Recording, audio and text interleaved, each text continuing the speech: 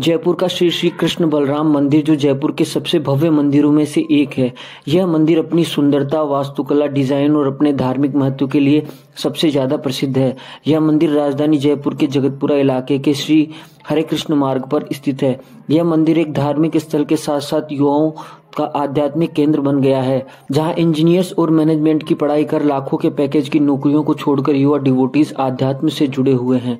मंदिर में आध्यात्म से जुड़कर वह जीवन के सभी अवगुणों को छोड़कर ध्यान और आध्यात्म के रास्ते पर हैं, जहां वे आध्यात्म के साथ उन्होंने भगवत गीता और श्री कृष्ण आश्रय, जिसमें आचार्य शील प्रभुपाद जी की गृहस्थ आधारित शिक्षाओं के माध्यम से गृहस्थ आध्यात्म की शिक्षा से जुड़ते हैं। युवाओं के जीवन में आध्यात्म को लेकर आध्यात्म से जुड़े नरहरि दास, जो खुद जयपुर के MNIT से इलेक्ट्रॉनिक्स और संचार में BTech किया है और HKM जैसी प्रतिष्ठित कंपनियों में 9 वर्ष तक उन्होंने जॉब किया और अब वह आध्यात्म से जुड़े हुए हैं।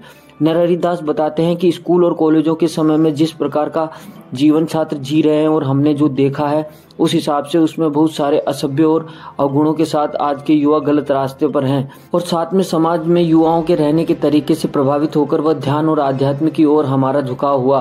अगर हम हमारी इच्छाओं पर कंट्रोल नहीं कर सकते और बुरे कार्यों और आदतों के साथ जीवन जीते हैं तो वह जीवन पशु के समान है, क्योंकि मनुष्य का जीवन सिर्फ खाने पीने, सोने और सांसारिक सुख भोगने के लिए नहीं बना है।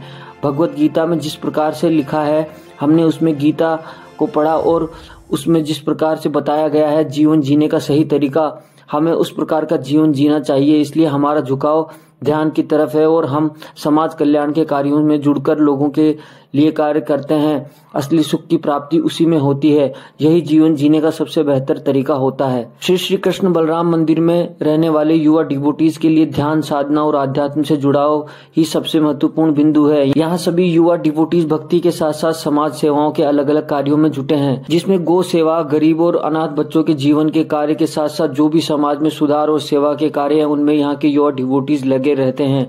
इन सभी कार्यों के साथ श्री कृष्ण की भक्ति और ज्यादा से ज्यादा युवाओं से मिलकर उनके जीवन में सुधार के कार्य करना और उन्हें बुरे कामों से उबार कर उनके जीवन के सही पथ पर उन्हें पहुंचाना इन युवा डिवोटीज का मुख्य उद्देश्य है। आइए बात करते हैं नरहरि दास जी से।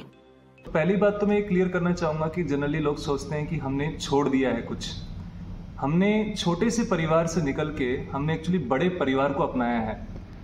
इस दुनिया में सेल्फिश इंटरेस्ट के अलग अलग सेंटर पॉइंट हो सकते हैं। कोई फैमिली सेल्फिश हो सकता है, कोई सोसाइटी सेल्फिश हो सकता है, कोई स्टेट सेल्फिश हो सकता है, कोई नेशन सेल्फिश हो सकता है।